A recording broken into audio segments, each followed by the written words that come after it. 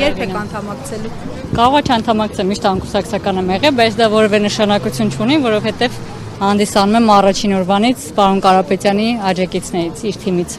Դուք ինչպես կգնահատեք այսօրվա ստեղծված իրավիճակը, մասնավորապես օրինագիծը, որը այս պահին քննարկվում է ազգային ժողովում եւ ընդհանրապես միջազգային պրակտիկայում նման օրինակ փորձ եղել է կամ հիմա կա։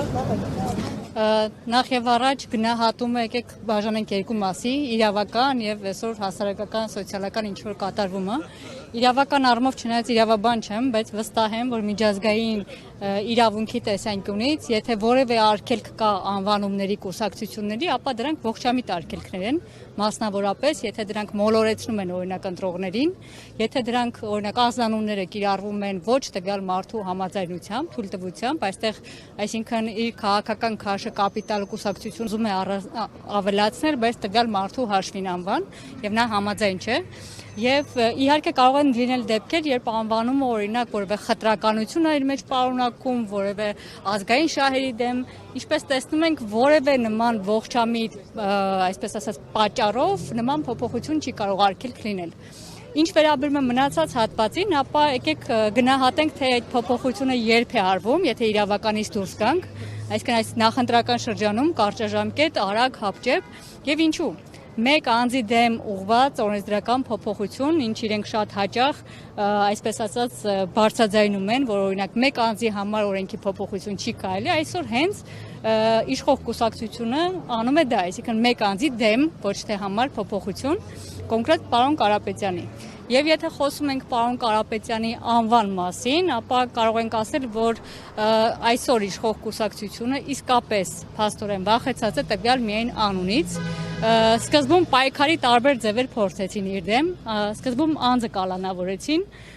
իր ֆիզիկական, այսպես ասած, սահմանափակումները ապահովեցին։ Դրանից հետո շուրջ 10 ամիս պատկերացրեք մարդը ամբողջությամբ փակ կալանավորված, փորձեցին իր անունը վարկաբեկել։ Մի ամբողջ իշխանական ռեժիմ, եթե աշխատում է մեկ անձի դեմ եւ 10 ամիս չկարողանա նման կալիբրի, նման գործարարի, նման բարերարի անվան հետ գտնել որևէ վարկաբեկող բան, ապա իհարկե վերջին 2 ամսում ընտրություններից առաջ միայն մեկ բան էր մնում, պարզապես այդ անունը որպես սիմվոլ, միասնության սիմվոլ բոլոր հնարավոր տեղերից, այդ թվում կուսակցության դաշինքի անունից հանել։ Եվ այսօր մենք տեսնում ենք, որ սիմվոլների եւ բառերի դեմ պայքարը դա ոնց որ թե եզակի դեպքը չէ, սկսած Արցախի դրոշից, Արարատից,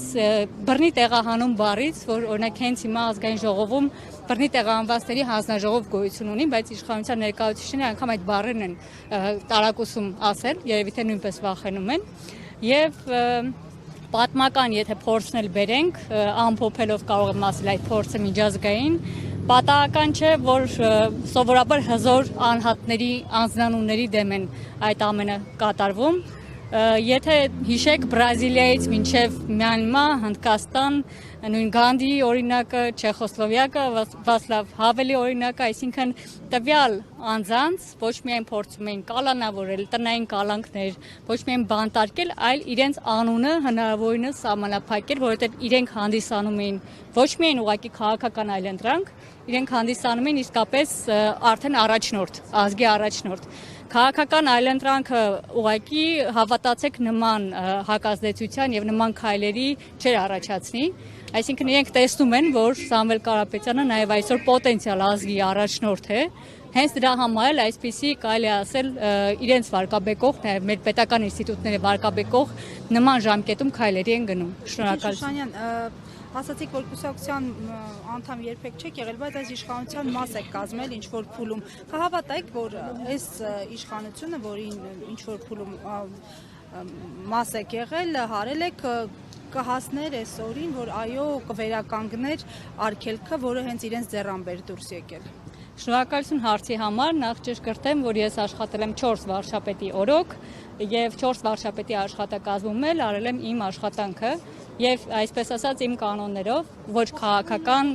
անձ լինելով։ Չնայած վերջին պաշտոնով քաղաքական պաշտոն է եղել, բայց տվյալ առաջարկը ընդունելու իմ պայմաններից մեկը եղել է հենց այն, որ ես անելու եմ պրոֆեսիոնալ աշխատանք այդքան էլ ճիշտ առողջություն եւ ոչ թե քաղաքական աշխատանք, ինչքան էլ այն քաղաքական եւ տվյալ պայմանին, այսպես ասած, համաձայնություն է եղել։ Մնացած առումով ցանկացած իշխանության դեպքում էլ իհարկե եղել են, ես ոչ մի իշխանության չեմ առանձնացնի, բացեր, բայց բացերը, թերությունները եւ սխալները մի բան են եւ այսպես համակարգված արդեն մարդու իրավունքների հետ կապված, մեր ժողովրդավարության խարիսքների հետ կապված